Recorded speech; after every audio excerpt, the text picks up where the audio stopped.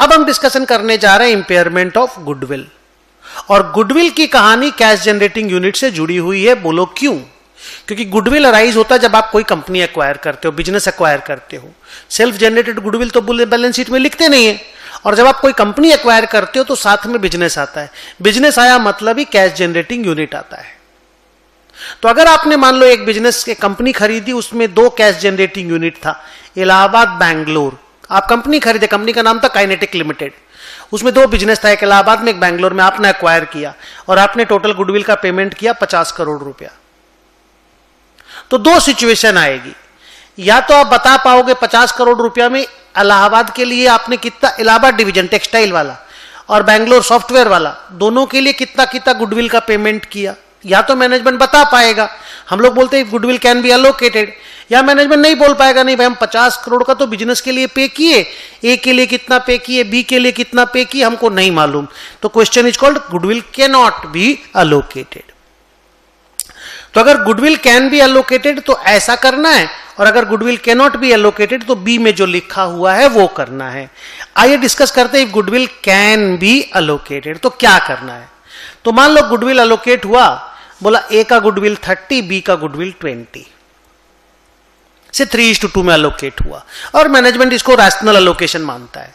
तो आपको पहले पता करना पड़ेगा कौन से डिवीजन में प्रॉब्लम है।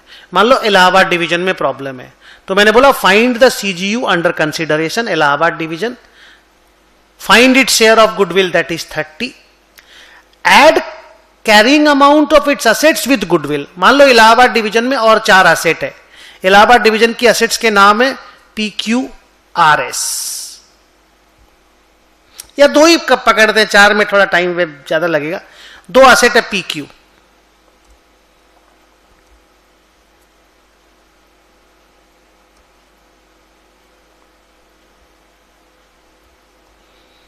तो PQ का कैरिंग अमाउंट होगा मान लो 100, 400, और गुडविल का कैरिंग अमाउंट है 30 जो आपने अभी अलोकेट किया। तो इसको ऐड कर दो, add the carrying amount of the Allahabad division का अदर असेट्स विथ गुडविल, आया मान लो 530। नाउ इस इलाहाबाद डिवीजन का रिकवरेबल अमाउंट निकाल लो। मान लो रिकवरेबल अमाउंट आया 410। रिकवरेबल अमाउंट वैसे ही निकलेगा, नेट सेलिंग प्राइस और वैल्यू इन यूज। अब यूनिट का इंपेयरमेंट लॉस निकला मान लो 120।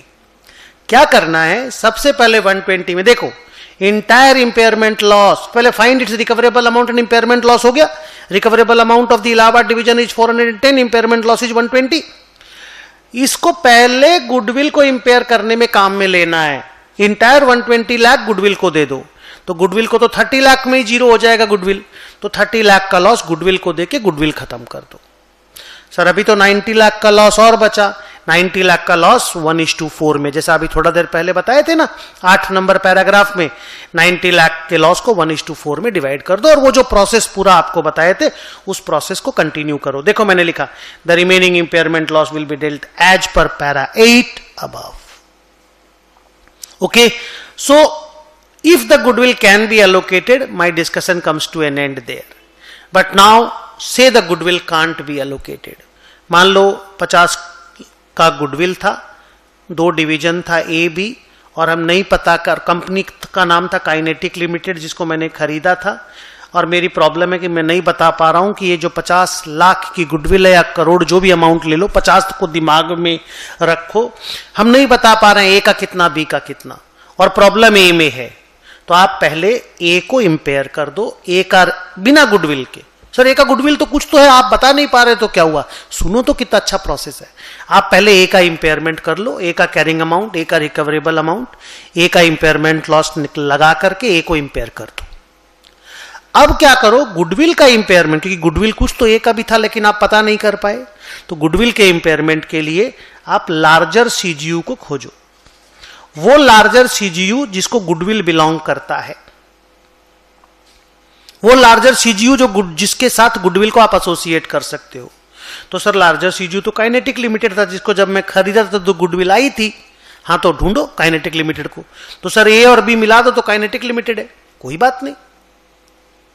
अब इस काइनेटिक लिमिटेड को इंपेयर करो सो दैट गुडविल इंपेयर हो जाएगी।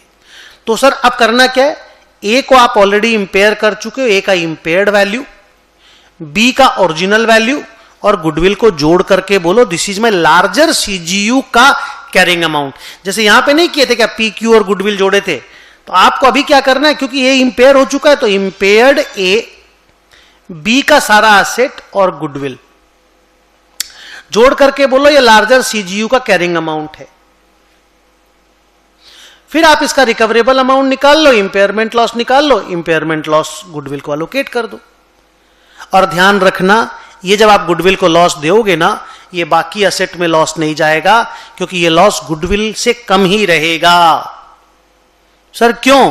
क्योंकि बी में कोई प्रॉब्लम नहीं है, खाली ए में प्रॉब्लम था, तो ए का गुडविल खाली इंपेयर होने वाला था। तो आप देखना इसका जब सेकंड स्टेज में, इसको टॉप डाउन टेस्ट भी बोलते हैं, सेकंड स्टेज में जब गुडविल का इंपेयरमेंट होगा, सेकंड स्टेज में जब आप लार्जर सीजीयू का इंपेयरमेंट करोगे, उसका लॉस गुडविल से कम ही आएगा। डोंट वरी, आपके इतने बड़े बड़े क्वेश्चन नहीं आते, बट आपको जानकारी होना चाहिए। तो मैं पढ़ता हूं इस पैराग्राफ को। If goodwill can not be allocated, will first impair the relevant CGU, bottom up test नाम है इसका, रेलेवेंट सीजीयू को इंपेयर करने का। Thereafter we will find larger CGU to which goodwill can be allocated, top down test. Find carrying amount and goodwill of the larger CGU, add them. Use revised carrying amount of already impaired CGU जो मैंने आपको बोला. Find the impairment loss of the larger CGU and impair goodwill. So this is the process of impairing your cash generating units when goodwill is there.